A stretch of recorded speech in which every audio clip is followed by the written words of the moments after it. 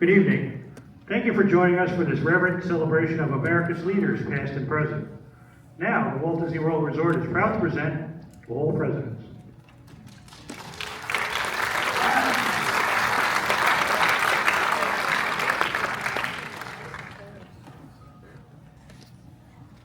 This program is dedicated to the memory of Walt Disney. In 1971, his love for America inspired the creation of the Hall of Presidents, a place to celebrate the optimism and goodwill he saw at the heart of the American story. Walt's vision was to honor the nation by honoring the American presidency.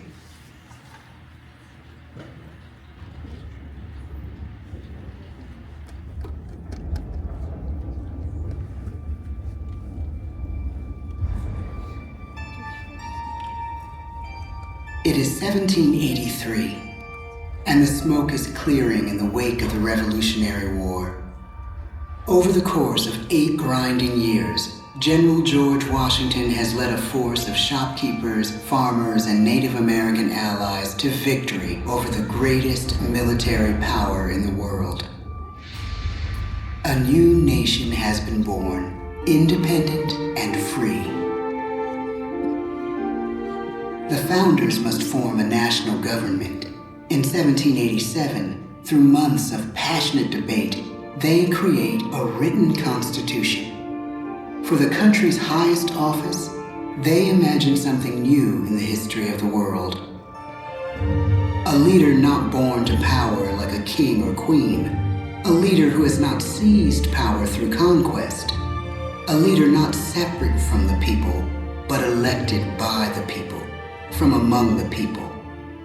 We, the people. This is a new idea, an American idea. The idea of a president.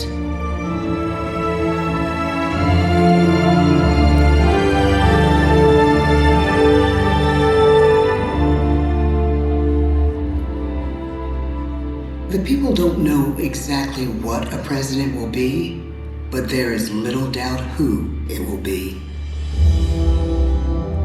George Washington's stature and bearing have marked him as a leader. His integrity has made him a great one. Washington knows that many generals who have led successful revolutions make themselves dictators or kings. Instead, he steps down from power and retires to his home, Mount Vernon. The world takes note, and George Washington becomes the symbol of American ideals. In the first presidential election, it's Washington by a landslide. The only doubt seems to be his own. He writes, "Integrity and firmness is all I can promise. Integrity and firmness is exactly what we need." Everything he does as president will set a model for his successors. His final act may be the most important of all. After 2 terms, with no term limit in the Constitution and amid overwhelming support to stay in office, he steps down once again and hands power back to the people. He wants us to speak, to elect a new president. During the early years of the Republic, we choose leaders as different as Thomas Jefferson, John Adams, and Andrew Jackson. Elections are often bitter. Each president stands at that fiery intersection where personal character meets the challenges of the times. Some call the presidency a glorious burden. Jefferson calls it a splendid misery. We, the people, must choose well. We elect 15 presidents before the course of history brings us to the edge of a crisis like no other. A nation born of freedom still permits slavery. As the country pushes west, will new states be slave or free? The question produces bitter conflict. The issue rocks the election of 1860 and brings Abraham Lincoln onto the national stage. The tall, lanky, some say uncouth candidate from Illinois is a master of words at a time when speeches are printed in full for people to read. A house divided against itself cannot stand, he has said. With Lincoln's election, the House does indeed divide. Civil War. 11 states secede from the Union. The war becomes a defining passage in the American story. The president's own inner strength and depth of character changed the course of history. Lincoln had come up the hard way on the American frontier, desperately poor, with less than a year of formal schooling. His early years were scarred by tragedy, the death of his mother, his sister, his first love. He struggles with depression, but never loses his determination to rise above it. He once said he's driven by a desire to leave the world a little better place for having lived in it. The war rages. Lincoln fights to preserve the Union and end slavery. Neither is a sure thing. At Gettysburg, Pennsylvania, 6 months after one of the bloodiest battles of the war, the president dedicates a cemetery to the thousands of soldiers who died there, in words we can never forget.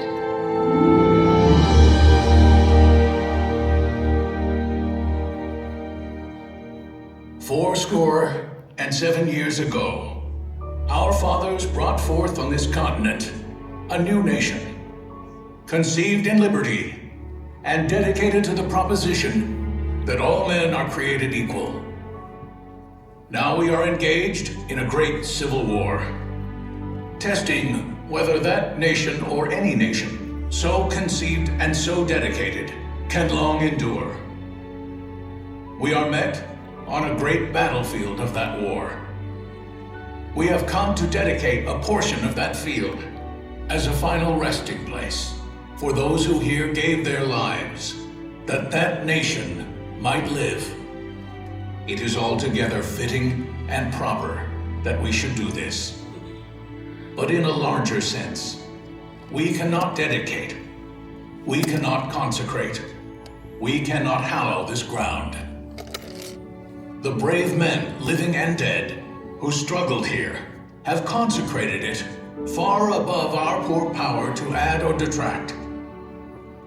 The world will little note, nor long remember what we say here, but it can never forget what they did here. It is for us, the living, rather, to be dedicated here to the unfinished work which they who fought here have thus far so nobly advanced. It is rather for us to be here dedicated to the great task remaining before us, that from these honored dead we take increased devotion to that cause for which they gave the last full measure of devotion.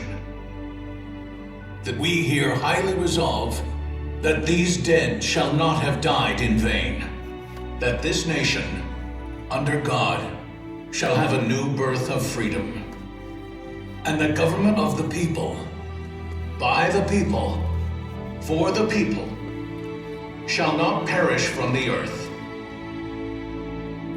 The blood of over 500,000 Americans is spilled in this Civil War.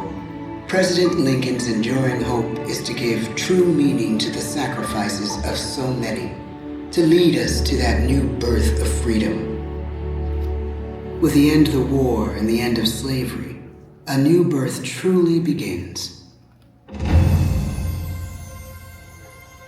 As we roll toward the 20th century, settlers roll west on wagon wheels and railroads connect the nation coast to coast. Millions of immigrants pour in from Europe and Asia. Population doubles. Our economy triples. Our standing among nations rises. We need presidents who can lead both at home and abroad. At the same time, a young Theodore Roosevelt is retreating from New York politics and personal tragedy, the death of his wife and his mother on the same day in the same house.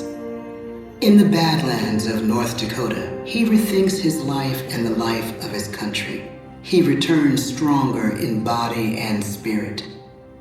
His renewed energy is just what his country needs.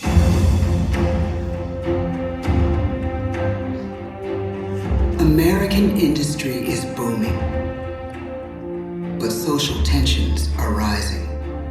A progressive movement is bubbling up, pushing for change, and change is needed in the working and living conditions in cities. The gap widens between rich and poor. The demand for change grows stronger. Teddy Roosevelt is a knight on a crusade. He speaks with force and vitality in clear terms that make colorful headlines at a time when mass-market newspapers have become the new media. To define his foreign policy, he borrows a phrase from an African proverb: speak softly and carry a big stick. But his greatest accomplishments are made at home. He breaks up giant monopolies, protects workers' rights, and calls for a square deal for all Americans, rich and poor, capitalist and wage earner. And a square deal for every man and every woman in the United States. He calls on America to be as great as the natural grandeur of its lands.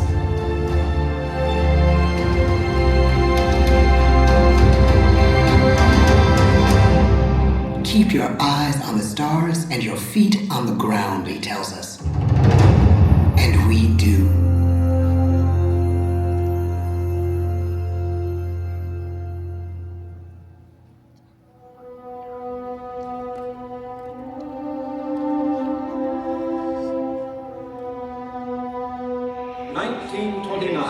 The bottom fell out of the market. 12 million unemployed. The bread lines and the soup. The results of the 1932 election now appear. When we elect our 32nd president, it is the worst of times. The course of history and the course of one president's life again shape a turning point in our national destiny.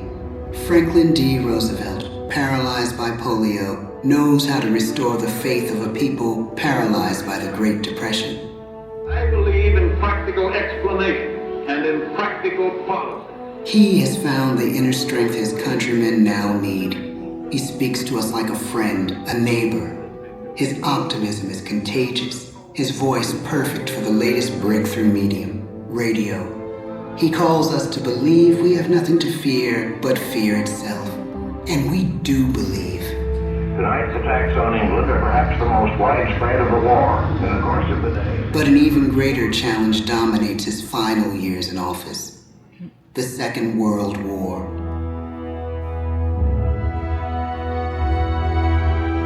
We must be the great arsenal of democracy. This is an emergency as serious as war itself. We stun the world with our production. When bombs fall on U.S. troops in Pearl Harbor, he calls us to fight on the war front and sacrifice on the home front.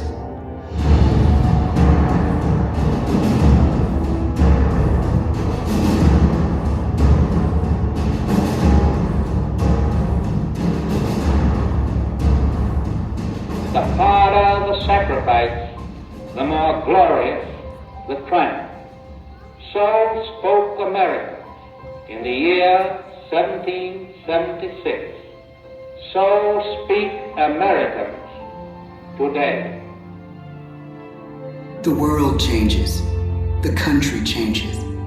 And yet, in one sense, what we need most from our presidents has never changed. A guiding vision that calls forth the best that America can be.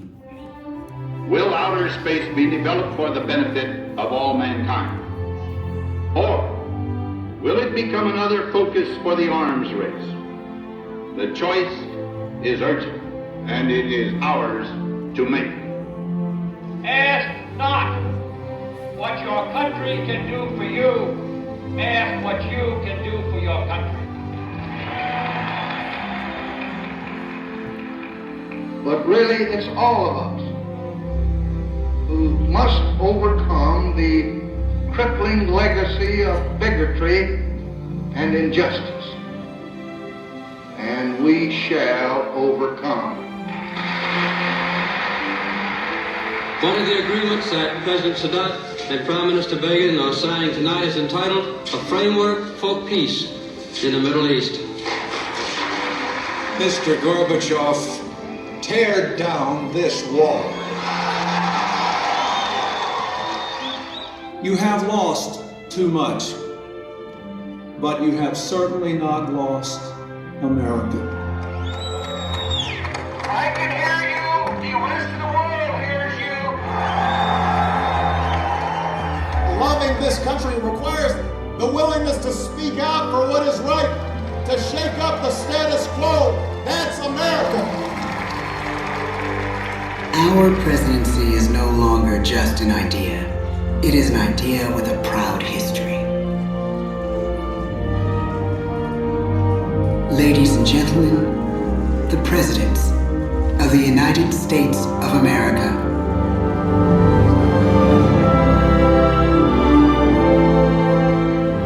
George Washington, John Adams, Thomas Jefferson, James Madison, James Monroe, John Quincy Adams, Andrew Jackson, Martin Van Buren, William Henry Harrison, John Tyler, James K. Polk,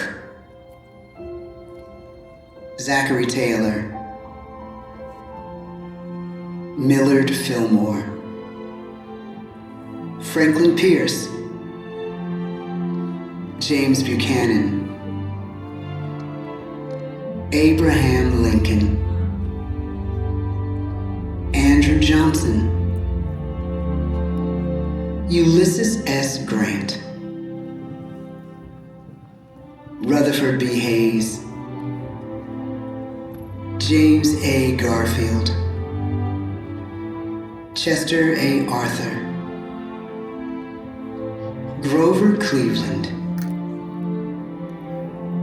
Benjamin Harrison, William McKinley, Theodore Roosevelt, William Howard Taft, Woodrow Wilson,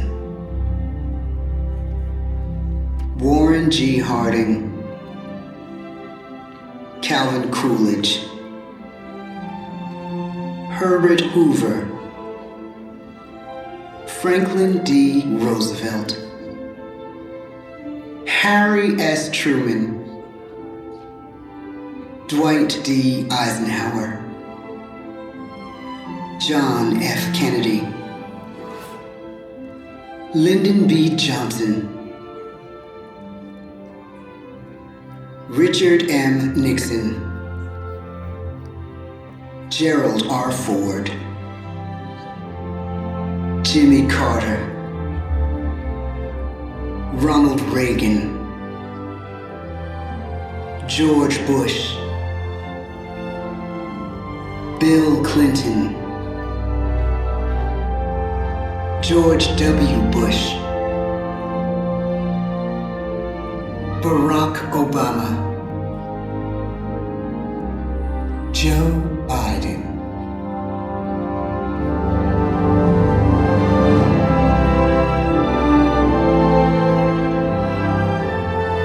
And now we come to the present. Once again, we place our trust in the idea of a president, as we have from the beginning. My fellow citizens, no event could have filled me with greater anxieties than that notification on the 14th day of April, 1789, that you had selected me to lead our nation. But it was with the confidence of my fellow citizens that I took an oath. 35 simple words that have been repeated by every American president throughout history. I, Donald John Trump, do solemnly swear that I will faithfully execute the office of President of the United States and will, to the best of my ability, preserve, protect, and defend the Constitution of the United States. So help me God. The presidency of the United States is a role unique in the world, an office entrusted to each president by us, we the people. Therein lies the genius of that new idea, now over 200 years old. A new idea our presidents have turned into a great American idea again and again.